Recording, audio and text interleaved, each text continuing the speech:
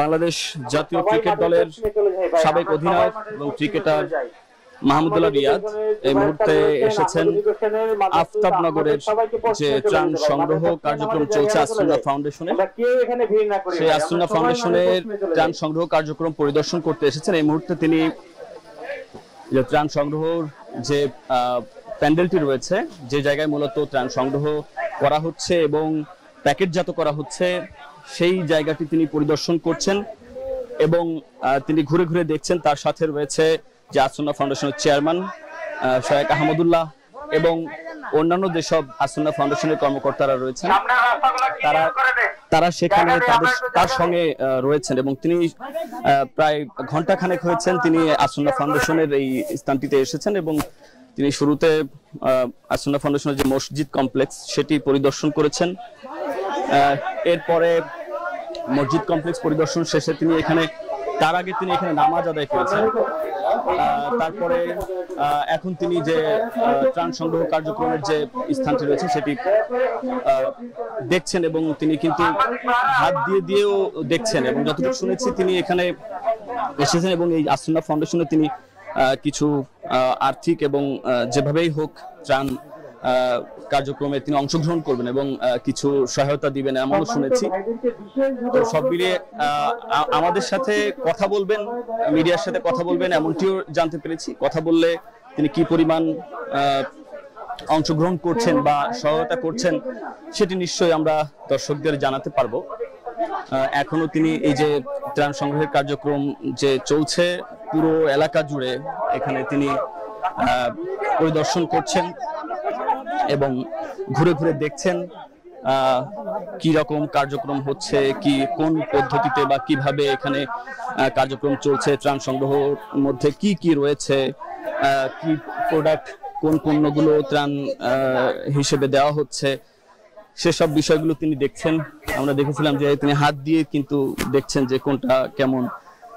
তো আপনাকে যদি জানিয়ে রাখতে চাই যে আসুন্নাহ ফাউন্ডেশন কিন্তু এই যে যখন বাংলাদেশে বন্যা শুরু হয় তার পরপরই কিন্তু আসুন্নাহ ফাউন্ডেশনের পক্ষ থেকে ত্রাণ সংগ্রহ কার্যক্রম শুরু হয় এবং সেটি বেশ সাড়া ফেলে সারা দেশব্যাপী। এবং ইতিমধ্যে আমরা যতটুকু জেনেছি যে বিপুল অঙ্কের টাকা, বিপুল অঙ্কের ত্রাণ তারা সংগ্রহ করেছে এবং বন্যার্তদের মাঝে তারা সেটি বিতরণ করেছে। এই আসুন্নাহ ফাউন্ডেশনে কিন্তু আমরা একটি খবর আপনাদের জানাই রাখতে চাই যে একদিনে আসুন্নাহ ফাউন্ডেশনে আমরা জেনেছিলাম যে 20 কোটি টাকা ত্রাণ সংগ্রহ হয়েছিল। এটি যতদূর সম্ভব সর্বোচ্চ ছিল। তো সেই জায়গাটিতে এসেছেন জাতীয় দলের ক্রিকেটার মাহমুদুল্লাহ রিয়াদ, তিনি পরিদর্শন করছেন এবং কিছুক্ষণের মধ্যে তিনি মিডিয়ার সামনে কথা বলবেন। তার অভিব্যক্তি আমরা নিশ্চয়ই জানতে চাবো এবং দর্শকরাও নিশ্চয়ই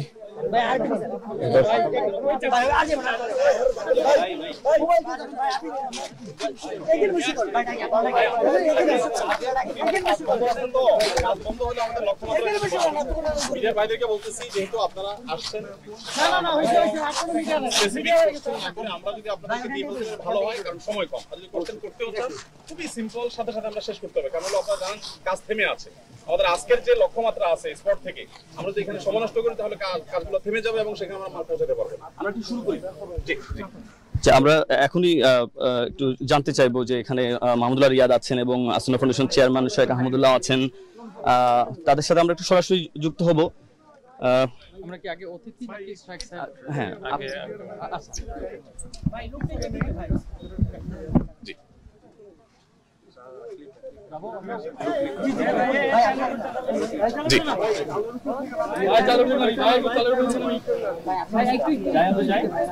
একটু ক্লোজ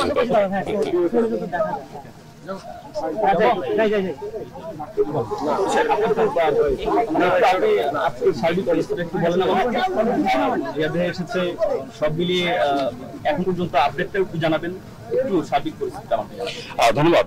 আমি গতকালকে স্পটে গিয়েছিলাম, লক্ষ্মীপুর, নোয়াখালী, অনেকগুলো জায়গায় আমি গিয়েছি এবং আজ ভোরে এসে ঢাকায় পৌঁছলাম।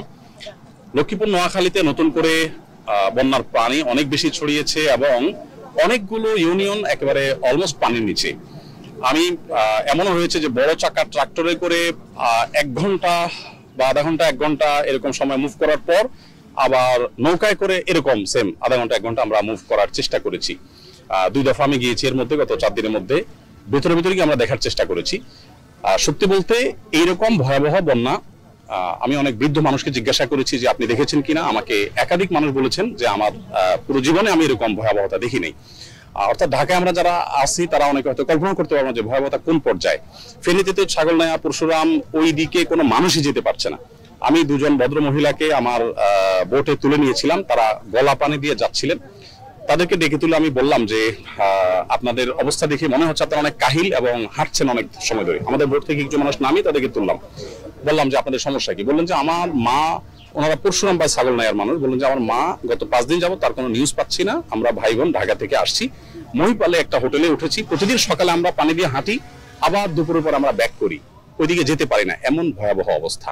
তো সেখানে আমরা মনে করেছি ত্রাণ তৎপরতা বোধ হয় আস্তে আস্তে আমরা কমায় ফেললে হবে, কিন্তু নতুন করে বিভিন্ন জেলা প্লাবিত হওয়ার পর আমরা দেখলাম যে না, এটা আরো বাড়াতে হবে বরং। এবং খাবারের জন্য এমন হাহাকার যে আমি অন্তত এরকম ভয়াবহতা, মানুষের হাহাকার এরকম আমি আর দেখি নাই। আপনারা দেখছেন আসন্না ফাউন্ডেশন থেকে আমরা এখানে ত্রাণগুলো রেডি হচ্ছে। প্রতিদিন 10 থেকে 15, 16টা পর্যন্ত কাভার্ড ভ্যান ভর্তি করে আমরা মালগুলো পাঠিয়ে দিচ্ছি। দুর্গম যেখানে আমরা যেতে পারছি না সেখানে সেনাবাহিনীর কাছে আমরা মাল দিয়ে দিচ্ছি, ওনার সাথে সাথে পৌঁছায় দিচ্ছেন। আর আমাদের টিমের সদস্যরা যত ভেতরে যাওয়া সম্ভব প্রত্যেকে কলার ভেলায় করে বিভিন্ন ভাবে ভিতরে যাচ্ছে। আমরা নতুন করে জেনারেটর দিয়ে যে সমস্ত বাড়িতে পানি উঠছে না সেখানে পানি ওঠার জন্য আমাদের ভাসমান চাকার উপরে, টায়ারের উপরে জেনারেটর নিয়ে আমরা সেখানে পানি উঠানোর ব্যবস্থা করছি। মোবাইল চার্জ দেওয়ার জন্য জেনারেটর নিয়ে গেছি আমরা। এসি আমাদেরকে 3টা জেনারেটর দিয়েছে, আমাদের নিজস্ব জেনারেটর আছে, আরো ভাড়া নিচ্ছি আমরা। এগুলো দিয়ে আশ্রয় কেন্দ্রগুলোতে যারা মোবাইল চার্জ দিতে পারছে না তাদের মোবাইল চার্জের ব্যবস্থা করছি। এবং নিডগুলোকে খুঁটে খুঁটে যে মানুষের কোন কোন নিডটা সব ইম্পর্টেন্ট অথচ কেউ টাচ করছে না, আমরা সেগুলোকে ফিল আপ করার চেষ্টা করছি। আর সচরাচর রাস্তার আশেপাশে বা কাছাকাছি যে ত্রাণ দিয়ে দেওয়ার একটা আপনার তৎপরতা দেখা যায়, এটা আমরা খুব জোরালোভাবে অ্যাভয়েড করছি, চেষ্টা করছি আমরা যত রিমোটে যেতে পারি। আমাদের শত শত ভলান্টিয়াররা ছড়িয়ে পড়েছেন কলার ভেলায় করে, এক একটা কলার ভেলায় 2 জন করে 5-7টা প্যাকেট নিয়ে দূর দূরান্ত জায়গায় চলে আসে। নোয়াখালীর বেগমগঞ্জের একটা শরীফপুর একটা ইউনিয়ন আছে, সেখানে অনেক ভেতরে, শরীফপুরের একদম ভেতরে আমাদের টিমের সদস্যরা প্রায় 2-3 ঘন্টা বোটিং করে বা আরো বেশি সময় হবে, রাত 12টায় সেখানে গিয়ে পৌঁছেছে। মোবাইলের লাইট দিয়ে কোনো রকম অন্ধকারে চলা যায় না, আবার সেটা বিতরণ করে 200 পরিবারকে দিয়ে তারা ব্যাক করেছেন রাত 2:30-3টার দিকে। তো এইভাবে কাজ আমরা করছি। আমাদের এখনো পর্যন্ত কত টন মালামাল আমাদের কেনা হয়েছে পারচেসিং? প্রায় 1500 টনের কাছাকাছি।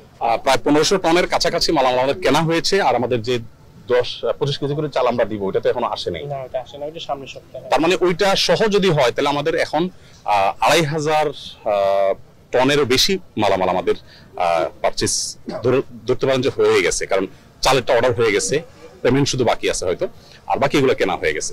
তো আমাদের 2500 মেট্রিক টনের লক্ষ্যমাত্রা 5000 পরিবারকে পুনর্বাসন করা, ঘর তৈরি করে দিয়ে এবং কৃষকদেরকে ক্ষতিপূরণ দেওয়া, এর পাশাপাশি যারা ক্ষুদ্র ব্যবসায়ী তাদেরকে পুঁজি দেওয়া বা দাঁড়াবার জন্য, মৃত মানুষ যারা মারা গেছেন এই বন্যায় তাদেরকে পরিবারকে দাঁড়াবার জন্য ব্যবস্থা আমরা করে দেওয়ার জন্য ব্যাপকভাবে উদ্যোগ গ্রহণ করব ইনশাআল্লাহ। আর্থিক পরিমাণটা কেমন পেয়েছেন আপনারা? অনেকে বলছে যে একদিনে 20 লাখ টাকারও বেশি আপনাদের এখানে এসেছে। দেখুন, আসলে একদিনে ঠিক বরাবর কত টাকা আসছে এটা হিসাব করে বলা সম্ভব না। কেন সম্ভব না? ব্যাংকে যে টাকাগুলো আসছে এই টাকাগুলো পোস্টিং হচ্ছে, আপডেট হচ্ছে, সময় লাগছে। আমাদের অনলাইনের টাকাগুলো আমরা সাথে সাথে বলতে পারছি, কিন্তু যেগুলো ব্যাংকে জমা হচ্ছে বা ক্যাশ জমা হচ্ছে এগুলো মুহূর্তে মুহূর্তে আমরা আপডেট দিতে পারছি না। তবে আমরা লক্ষ্যমাত্রা ঠিক করেছি 100 কোটি টাকার কার্যক্রম আমরা এই বন্যাকে কেন্দ্র করে করবো ইনশাআল্লাহ, এটা আমাদের প্ল্যান। তো এখনো পর্যন্ত যেটুকু হয়েছে সেটা সম্ভবত আমাদের লক্ষ্যমাত্রার খুব কাছাকাছি না হলো, মানে খুব বেশি দূরে না হলেও, লক্ষ্যমাত্রা না হলেও তার কাছাকাছি পৌঁছে গেছি আমরা। ধরেন আমাদের 100 কোটির তো প্ল্যান, আমাদের বিশ্বাস ইনশাআল্লাহ যে 2-4-5 দিনের ভিতরে আমরা 100 কোটি টাকার জন্য আমরা ফুল ফেজে কাজ শুরু করতে পারবো, মানে এই টাকা খরচের জন্য আমরা কাজ শুরু করতে পারবো। ধন্যবাদ। এখানে তো আসলেন, মানে পরিদর্শন করে এবং সার্বিকভাবে কি মনে হচ্ছে, আপনার অভিব্যক্তিটা একটু বলেন। না, প্রথমত ধন্যবাদ শেখ রহমতুল্লাহ ভাইকে আমাকে এখানে আমন্ত্রণ করার জন্য। বেশ কয়েকদিন আগে ওনার সাথে কথা হচ্ছিল, তো পরে উনি আমাকে এখানে আমন্ত্রণ জানালেন। আলহামদুলিল্লাহ আজকে এখানে এসে এটা প্যাকেজিং এর এটা দেখলাম এবং আলহামদুলিল্লাহ ওনার সাথে কথা বলে যতটুকু বুঝলাম যে মানুষের জন্য উনি যতটুক সম্ভব তার চেয়ে বেশি করার চেষ্টা করে, এবং ওনার যে সংস্থা যে কাজগুলো করছে এবং এরা মানে আনবিলিভেবল, এবং সর্বস্তরের মানুষ যেভাবে এসে ভলেন্টিয়ারের কাজ করছে এটা খুবই খুবই সন্তোষজনক। আপনি যেহেতু এসেছেন এরকম একটি উদ্যোগে, নিশ্চয়ই আপনারও অংশগ্রহণ থাকবে, সেই বিষয়টা একটু জানতে চাচ্ছিলাম। ওই বিষয়টা আমি প্রকাশ করতে চাই না, কারণ এটা রিজনটাও আমি ওনাকে বলেছি, এটা খুব ভালো করে উনি জানেন। এটা এটা আল্লাহর কাছে জমা থাকলো, এটাই আমার কথা আর কি। একটু জানতে চাই যে এই এত বড় একটা বন্যা হয়েছে, সাধারণ মানুষও কিন্তু আমরা দেখেছি এই শুধু এখানে না, সমস্ত মানুষ ঝাঁপিয়ে পড়েছে। ঝাঁপিয়ে পড়েছে। আমরা টিএসসি দেখে শুরু করে সবখানে কিন্তু মানুষের যে উপস্থিতি বা এরকম যে এগিয়ে আসা আগে কিন্তু হয়নি। এটি আসলে মানুষের মধ্যে যে মানবিকতাটা বাড়ছে কিনা, বা এত বড় বন্যার পিছনে একটু কারণটা? অবশ্যই আমার কাছে মনে হয় এটা মানুষের ভালোবাসার টান, আল্লাহর অশেষ রহমত, এবং মানুষের প্রতি মানুষের ভালোবাসা না থাকলে এই জিনিসটা হয়তো হতো না।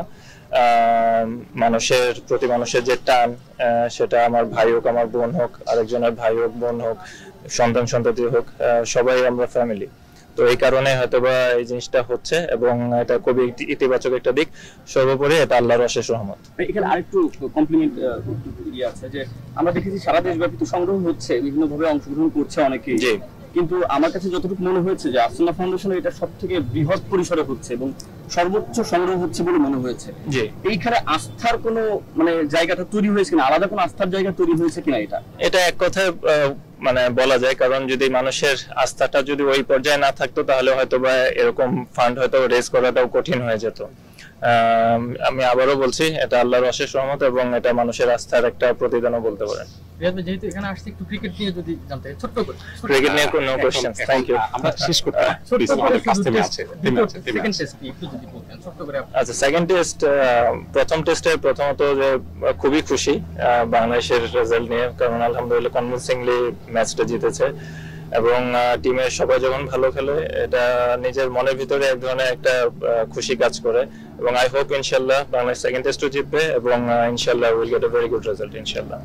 Thank you.